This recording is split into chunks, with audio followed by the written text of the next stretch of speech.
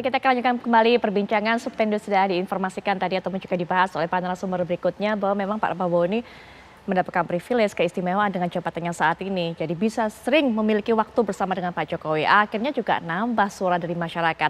Bang Andre bagaimana melihatnya? Apalagi tadi Bang Ege mengatakan pintar nih menyusun strategi dan sebagainya. Jadi gini Mbak Putri harus tahu, Pak Prabowo ini adalah pembantu presiden. Pak Prabowo ditugaskan oleh Pak Jokowi sebagai Menteri Pertahanan, Pak Jokowi itu sebagai presiden panglima tertinggi. Tentu Pak Prabowo secara berkala dan rutin wajib memberikan laporan kepada Pak Jokowi, presiden beliau dan panglima tertinggi beliau. Jadi hal yang lumrah kalau Pak Prabowo setiap minggu menghadap presiden. Kenapa menteri yang lain enggak? Ya saya nggak tahu Pak. Ya abang tanya sama istana lah, kan kita nggak orang istana. Nanti suatu saat kita tanya ke istana tuh. Jadi Pak Prabowo secara rutin menghadap melaporkan soal target-target yang sudah diberikan oleh Pak Jokowi terkait kepada APBN lah, bukan terkait kan harusnya ada Panglima TNI, ada Kasat segala macam. Terhadap APBN dong, penggunaan bagaimana belanja alutsista dan lain-lain kan, postur anggaran. Yang itu yang dilaporkan oleh Pak Prabowo, termasuk misalnya beliau kunjungan ke luar negeri untuk diplomasi pertahanan, pulang besoknya beliau melapor. Itu hal yang wajar dan lumrah ya. Bahwa beliau sebagai menterinya, pembantu presidennya tentu harus melaporkan secara rutin dan berkala kepada presiden. Baik, melaporkan semuanya, minta pandangan dari Presiden Jokowi. Tentu. Tapi jangan-jangan soal pendampingnya juga untuk cawapres minta pandangan juga atau minta saran dari Pak Jokowi? Loh, pertama ya, kalau bicara cawapres, calon presiden, calon wakil presiden, Partai Gerindra dan PKB, Koalisi Kebangkitan Indonesia Raya, itu dalam fakta integritas, piagam kerjasama, itu diputuskan oleh Pak Prabowo bersama-sama Gus Muhaimin. Tapi tentu kami ini kan koalisi dari pemerintah Pak Jokowi. Dan sekaligus Pak Prabowo berulang-ulang kali bahkan di acara Apeksi yang hari ini di Makassar. Pak Prabowo terang-terangan di depan 89 wali kota bahwa beliau akan melanjutkan strategi pembangunan Pak Jokowi. Jadi bahwa beliau merupakan pemerintah Pak Prabowo 2024 nanti adalah melanjutkan pemerintah Pak Jokowi sebelumnya. Tentu Pak Prabowo sebagai bagian dari koalisi pemerintah Pak Jokowi ya tidak ada salahnya akan kalau mendengarkan cawapres dari Pak Jokowi. Tidak ada salahnya Pak Prabowo berkonsultasi.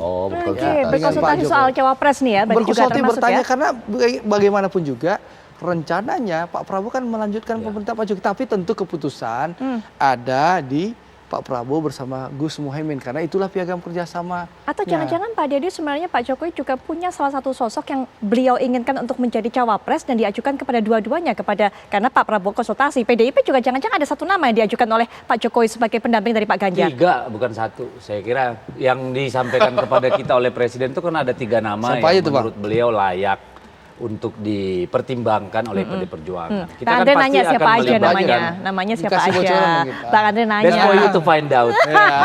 My task to give you the names. Ya. Jadi saya kira kenapa Pak Jokowi kan presiden ya, yang sudah tentu berhubungan dengan banyak orang, punya sumber-sumber informasi, lalu kemudian sudah melihat dan berinteraksi. Tentu beliau juga punya kepentingan untuk memberikan masukan.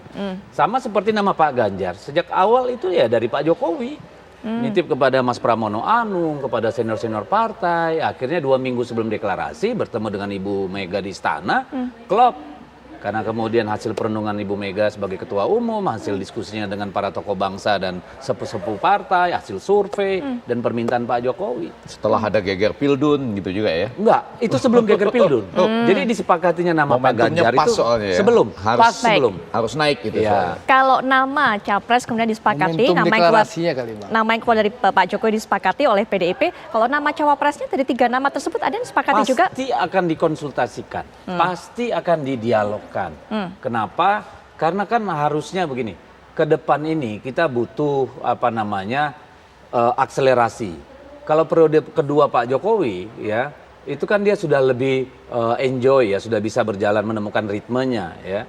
Untuk ke depan ini tentu kita butuh presiden itu didampingi oleh wakil yang memang punya kapasitas lebih daripada sekedar gunting pita ya, atau menunggu melakukan pekerjaan-pekerjaan yang bersifat cadangan gitu. Jadi saya kira dalam konteks itu Ibu Megawati sebagai Ketua Umum Partai akan mendiskusikan itu bersama partai-partai yang mengusung Pak Ganjar dan juga dengan Pak Jokowi dan juga dengan rakyat Indonesia. Melalui apa? Survei, melalui masukan dari anak ranting partai dan ranting partai. Kalau Gerindra kan udah jelas bilang kami minta Pak Jokowi nanti nama wakil presidennya. Itu karena apa ya? Karena memang Pak Presiden punya informasi yang sangat itu wajar dan masuk akal. Soal keputusan kan tetap Gerindra sama PKB dong. Ya, gitu tentu kan. kita konsultasikan karena kita kan ingin melanjutkan pemerintahan Pak Jokowi gitu loh Pak. Tinggal Anies doang ya yang tidak konsultasi. Dan kita bukan hanya sekedar ingin melanjutkan, kita ingin mengupgrade ini. Kenapa? Karena hari ini Presiden concern tentang hilirisasi. Hilirisasi itu masih bicara nikel, masih bicara baterai, lithium dan sebagainya. Hari ini CATL di Cina sudah bicara tentang sodium cair, garam cair sebagai bahan baku. Ada blue hidrogen. Ini banyak sekali. Jadi hilirisasi yang dimaksud Pak Jokowi itu kami mengekspannya lebih tinggi lagi. Nggak sekedar EV baterai misalnya. Brown hidrogen, grey hidrogen, blue hidrogen, sodium cair dan segala macam. Ini Kuba nggak tuh masuknya? Tapi Bang Ege, terakhir mungkin sekalian penutup juga bagaimana melihatnya kalau dua-dua partai ini kemudian dua calon capres ini sama-sama meminta berkonsultasi dengan Pak Jokowi. Ini sebenarnya di mata masyarakat juga semakin menguatkan bahwa Pak Jokowi masih bisa ke kanan ke kiri juga, masih bisa kedua-duanya. Oh iya, kalau dari mendengar ini saja sudah jelas dalam hati siapa tahu. Betul. Saya baru sadar kalau di belakang tuh bukan senyum ya. Saya baru sadar nih, nggak apa-apa. Artinya berpikir. Tentunya sekali lagi itu ada hak dari seorang presiden juga yang melihat masa depan bangsa ini nanti dia percayakan kepada siapa. Karena sekarang ternyata sudah jadi satu bagian. Walaupun sebagai kader partai ya, sebagai partainya yakin gitu. Nah cuma yang saya mau katakan adalah begini. Kita memang sedang berada pada waktu yang tidak terlalu lama lagi ya. Ini Juli sudah. DPR sudah reses, sesudah itu Agustus, 5 September loh. Ganjar sudah selesai dari masa dia sebagai gubernur ya. Dia sudah akan lebih bebas kemana-mana. Di situ Ganjar bisa mengejar ketertinggalannya dalam popularitas atau dikenal yang masih punya buka peluang sekitar 12 sampai 15% lah kalau menurut saya. Itu dikejar, sementara yang tertinggalnya itu kan 1 kali margin error sekitar 2,8 sampai 3,5 tergantung responden yang Anda ambil. Jadi di situ pertarungan dimulai. Pada saat itu juga nanti mestinya Anies sudah lebih bebas. Ini lagi nahan diri nih, pada September Oktober mulai. Nah jadi di situ peta mulai terbuka sambil benar tadi lepas dari dikonsultasikan ataupun tidak menurut saya sekali ini. Tapi sebetulnya ya pemilu yang sudah 2 periode sistem presidensial itu wajah calon wakil presidennya menentukan. Jangan-jangan di sana nanti kita baru bilang, oh kita pegang yang ini atau dukung yang ini karena sudah ketemu antara calon presidennya dengan calon wakil presidennya yang dianggap kuat. Bagi Pak Jokowi tentu bisa melanjutkan, bagi PDIP tentu kalau bisa mengalahkan yang sedang unggul, mengejar gitu ya. Tapi figur calon wakil presiden dikonsultasikan atau tidak menjadi penting. Cuma kalau berbicara pada hari ini, ya memang mereka sedang unggul. Survei manapun yang kita anggap waras atau kredibel itu menyatakan mereka unggul di depan nih. Tinggal sekarang bagaimana dengan kata-kata teman-teman PDIP ini, otentiknya Ganjar, otentiknya Ganjar, bisa juga masuk ke restoran. Jadi nanti kalau Deddy masuk ke restoran, mungkin Sumatera Barat belum gampang ya, tapi di luar Sumatera Barat. Kemarin Mas Hasto sudah melakukan kuliah umum di Universitas Andalas dan cukup banyak orang yang sudah ada terobosan ya. Jadi artinya masuk ke sebuah restoran di mana-mana gitu, kemudian orang bilang juga, memang Ganjar. Mas Deddy, kenapa? Otentik misalnya.